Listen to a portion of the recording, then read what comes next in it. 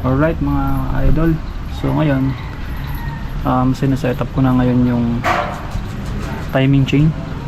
So dito mayroon yan T-mark, papansin nyo yan, ito yung T-mark nya. So dapat nakatutok yan doon sa anong to dito, and then yun yung pinaka guide. Tapos saka natin ikakabit dito yung dalawang crankshaft. So meron din yan mga tawag nito, mga palatandaan or marks. Yun yung ano natin, doon natin ikakabit. So yun, yun nakabitan natin sa ano, itong sa magneto na plate. Tapos dito sa kabila tinanggal muna natin yung sa clutch. So dito yung mga parts.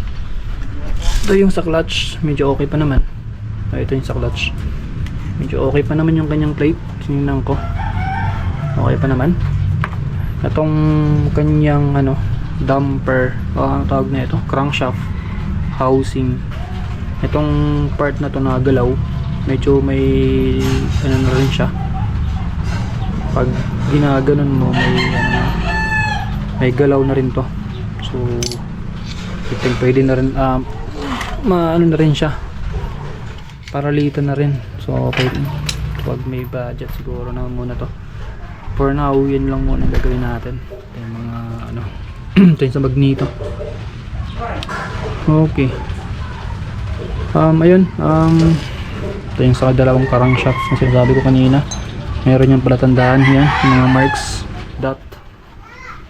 Ito.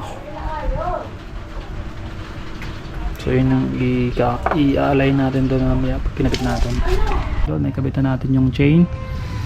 Kung papansin nyo, mayroon siya ditong dot, dalawa magkabilaan. Tapos may mark. Sabi sabihin yan yung taas nya. Then dito naman sa magneto na part, mayroon yan ditong T-mark yan.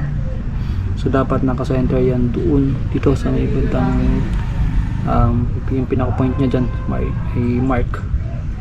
So center dapat yan. And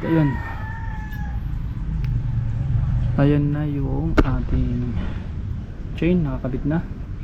Hindi ko muna tinornilyo yung sa taas nandito, nilagay ko lang muna. Bali mahirap siya ikabit itong part na to, lalo pag ano, mag-isa ka lang, kasi kailangan mo siyang, halimbawa dito muna ikakabit, tapos yung pangalawa nakasabit lang dito, tapos saka mo ito iikutin para pag ikot nya papasok na siya dun sa pinaka gear nya. So yun yung diskarte doon mga idol pag magkakabit ng timing chain kapag mag-isa ka lang. Okay, so naikabit na natin. Goods na dapat ito yung sa magneto na part. So ayan, kung mapapansin nyo, ayan, pag iniikot natin medyo nakagalaw na siya. Ayan.